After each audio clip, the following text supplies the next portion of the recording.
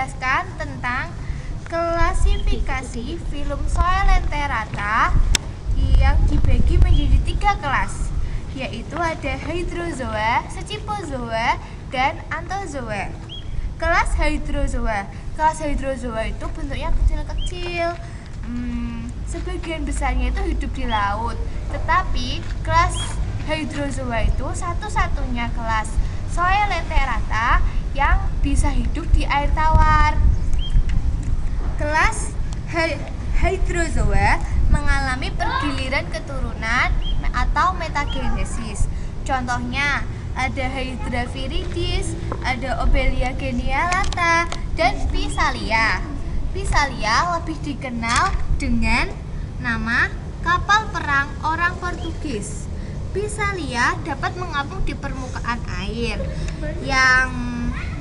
karena Physalia itu punya kantong gas yang disebut pneumatofor. Hydra merupakan polip yang hidup soliter di dalam air. Ukuran tubuhnya itu kecil dengan panjang kurang lebih 0,5 cm. Polip Hydra dapat bereproduksi secara seksual dan aseksual yang berupa tunas. Obelia hidup secara berkoloni. Dalam siklus hidupnya mengalami metagenesis. Setiap individu memiliki 2 macam polip, yaitu hydran dan gonagium. Hydran itu berfungsi untuk makan.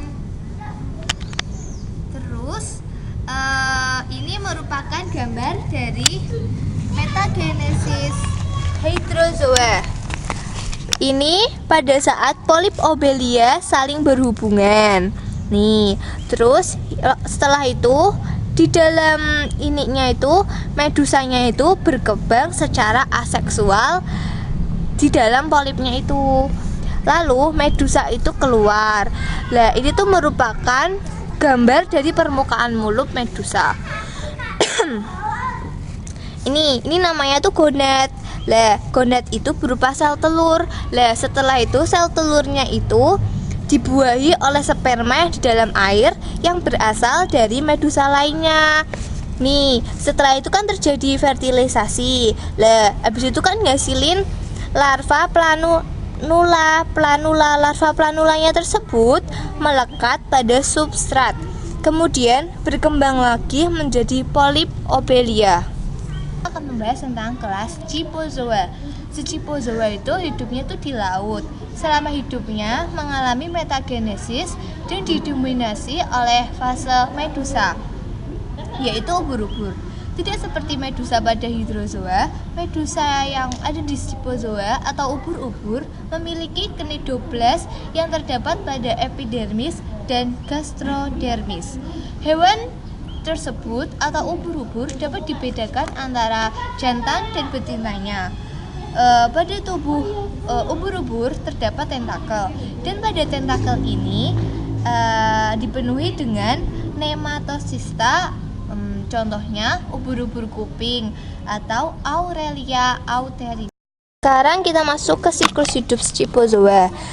Ini merupakan siklus hidup Scyphozoa. Ini dari tunas lalu berkembang menjadi strobila. Di dalam strobila terdapat polip yang segera membentuk medusa. Lalu ini merupakan gambar medusa muda atau Evira. Lalu berkembang menjadi medusa dewasa. Lalu setelah itu di dalam medusa dewasa itu mengalami fase reproduksi seksual, lalu berubah menjadi larva planula, dan larva tersebut berubah menjadi Scyphistoma, lalu berubah menjadi tunas dan berkembang seperti biasa. Kita masuk ke kelas Anthozoa. Kelas Anthozoa itu memiliki bentuk seperti polip dan tidak mengalami metagenesis. Tubuhnya menyerupai bunga dan umumnya memiliki rangka zat kapur. Reproduksi seksual dilakukan secara fertilisasi eksternal. Anggota kelas Anthozoa antara lain ada anemon laut, ada karang laut, ada kipas laut, ada akar bahar, dan ada pena laut. Seperti ini contoh-contohnya. Ini namanya anemon laut. Ini itu karang laut, ini adalah pena laut, dan ini adalah kipas laut. Jadi teman-teman, sekian penjelasan dari saya. Mudah-mudahan bermanfaat untuk teman-teman. Bila ada salah kata, saya mohon maaf dan terima kasih.